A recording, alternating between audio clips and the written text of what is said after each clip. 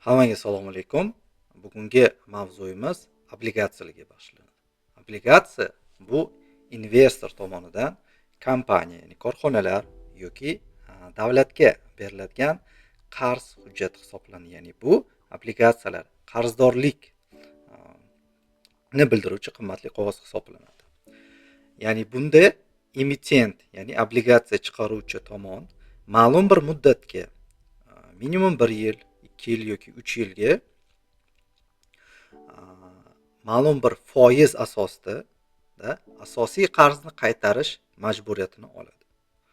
Investor esa shu orqali barqaror va oldindan ma'lum bo'lgan daromadni oladi. Oddiy qilib aytadigan bo'lsak, obligatsiya bu sizning davlatga yoki korxonaga bergan qarzingiz hisoblanadi. Shu sababli obligatsiyalar eng ishonchli investitsiya turlaridan biri hisoblanadi. Obligatsiyaning asosiy turlari mavjud. Har bir obligatsiyani o'zini maqsad va vazifasi bor va foyda darajasi bor va shu bilan ular bir-biridan farq qiladi. Ya'ni uni qanaqa turlari bor? Ya'ni bu emitentga qarab, ya'ni uni chiqaruvchisiga qarab bo'linadi. Bu birinchisi bu davlat obligatsiyalari, to'g'ri. Ya'ni bu suveren obligatsiyalar deyiladi. Eng xavfsiz va eng past daromadli hisoblanadi. Undan so'ng korporativ obligatsiyalar mavjud. Bu korxonalar tomonidan chiqariladi va daromadi biroz yuqoriroq bo'ladi. Undan keyingisi bu munisipal obligatsiyalar, ya'ni mahalliy hokimiyatlar loyihalari uchun chiqariladi. Va asosiysi bu yevro obligatsiyalar mavjud, ya'ni xalqaro bozorlarda xorijiy valyutada chiqariladi. Ya'ni har bir tur o'zining riski va foyda darajasiga ega. Obligatsiyalardan daromad olish mexanizmi qanday? Daromadlar, ya'ni kupon to'lovlari mavjud. Ya'ni bu har chorakda yoki har yarim yillikda yoki har yilda bitta to'lanadigan foiz ko'rinishidagi daromad. Ikkinchisi bu diskont, ya'ni obligatsiyani nominal qiymatidan arzon sotib olgan bo'lsak, ya'ni qimmatga sotishingiz mumkin, ya'ni narx. Va asosiy summa bu muddati tugagandan so'ng obligatsiya qaytarib beriladigan summa hisoblanadi. Obligatsiyada siz nafaqat asosiy summani, balki muntazam ravishda foiz to'lovlarini ham olasiz. Shu sababli ko'pchilik ya'ni passiv daromad manbai sifatida ham obligatsiyani tanlaydi.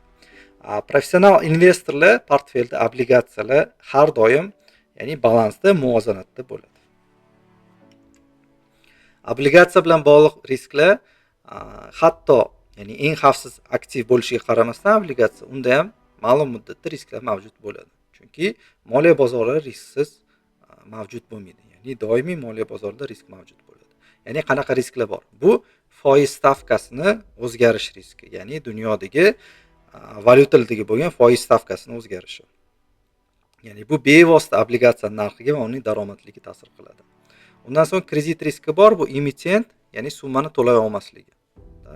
Inflyatsiya riski bo'lishi mumkin, ya'ni narxlar oshishi foidangizni kamaytirishi mumkin. Valyuta riski, ya'ni xorijiy valyutadagi obligatsiyalarda kurs o'zgarishi. Nima uchun obligatsiyaga investitsiya qilish kerak? Buning sabablari bir qator. Ya'ni barqaror va oldindan ma'lum bo'lgan daromad, kapital saqlash imkoniyati, diversifikatsiya uchun yangi moliyaviy instrument, hamda yirik investorlar va davlat fondlari uchun ishonchli aktiv hisoblanadi. Ya'ni agar siz xavfsizlikka, barqaror daromad va uzoq muddatli strategiyani istasangiz, albatta obligatsiya sizning investitsion portfelingizda bo'lishi kerak. Ya'ni u portfel tayanch hisoblanadi. Xavfli, ya'ni riski yuqori bo'lgan aktivlarga qarshi himoya vositasi hisoblanadi. Ya'ni shu sababli yirik investorlar har doim obligatsiyani portfelda ushlab turishadi.